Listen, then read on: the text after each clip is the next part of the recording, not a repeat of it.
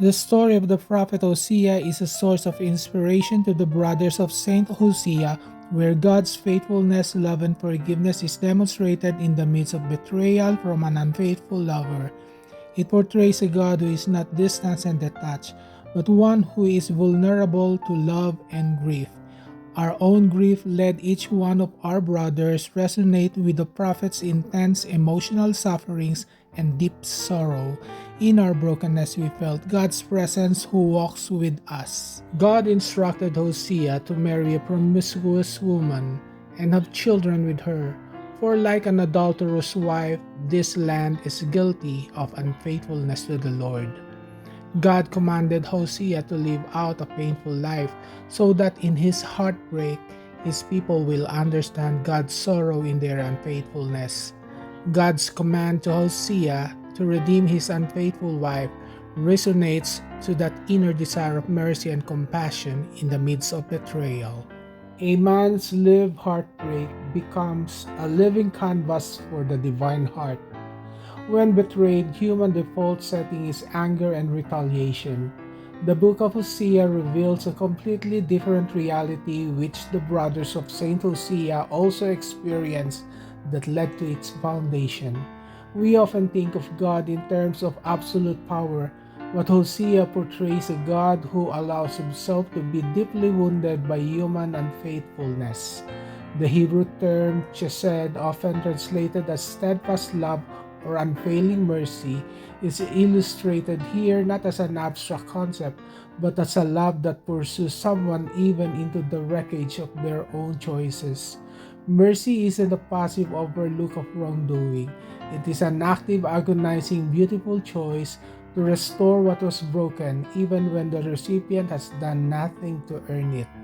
God commands Hosea to go and love his wife again, even though she is currently loved by another and committing adultery. Hosea did not negotiate a contract based on her promises to reform. Her initial rescue is entirely an act of unmerited grace, initiated solely by God's command to mirror his own unconditional commitment to a faithless Israel. She is redeemed while she is broken. While the purchase is unconditional, the restoration of intimacy has an immediate, strict boundary. Right after buying her, he puts her in a safe, structured isolation.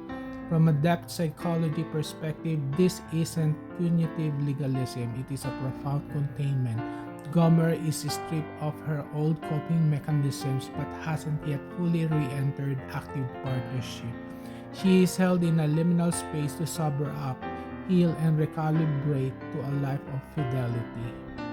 Gomer is the metaphor for the unfaithfulness of Israel to their covenant with Yahweh. By worshipping a foreign idol, their worship was focused entirely on ensuring personal wealth, fostering a culture of greed and self-interest.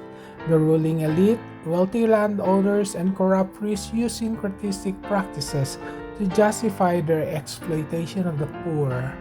If a good harvest meant Baal was happy, the wealthy viewed their abundance as divine endorsement, completely ignoring the plight of the poor and the most vulnerable. Israel forgot that their very identity was forged as liberated slaves.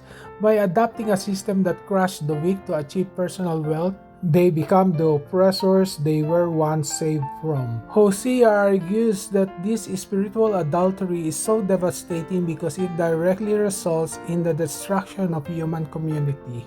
When God is reduced to a vending machine for financial prosperity, neighbors quickly cease to be brothers and sisters and simply become economic tools to be exploited. We are in an age where secular society never believed it has a covenant relationship with God, but human nature itself carries an implicit covenant with reality. When a culture systematically unlinks sex from procreation, emotional safety, and lifelong fidelity, it implicitly rewrites the anthropological covenant. If we live in accordance with our deep biological, psychological, and relational design, we thrive. If we violate that design, we fracture. Secularism might erase the name of God from public institutions, but it cannot erase the human heart's design for deep, unconditional belonging. Hosea famously warned that those who sow the wind shall reap the whirlwind. Hyper-individualism and permissive sexual norms will fragment the nuclear family and weaken relational trust. The result is an epidemic of loneliness and existential isolation.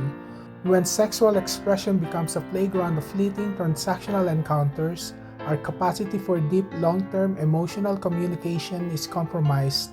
A change in family structure creates multi-generational ripple effects that could impact mental health, economic stability, and social cohesion.